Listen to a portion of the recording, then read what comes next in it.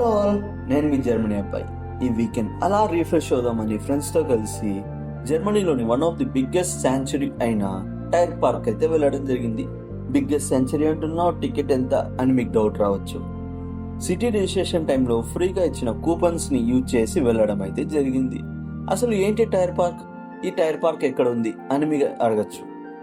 Tyre park అనేది బ్రాండన్బర్గ్ స్టేట్లో ఉన్న కార్ట్బస్ అనే టౌన్లో ఉంది.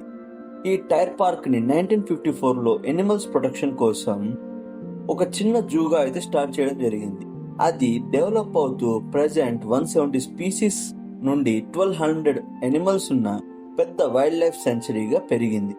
ఇలాగే టైర్ పార్క్ గురించి ఇంకా డీటెయిల్స్ చెప్తూ అలాగే మా ఎక్స్పీరియన్సెస్ షేర్ చేసుకుంటూ ఒక లాంగ్ వీడియో అయితే తీయడం జరిగింది. ఆ లాంగ్ వీడియో కోసం please do share and subscribe to Germany అబ్బాయి.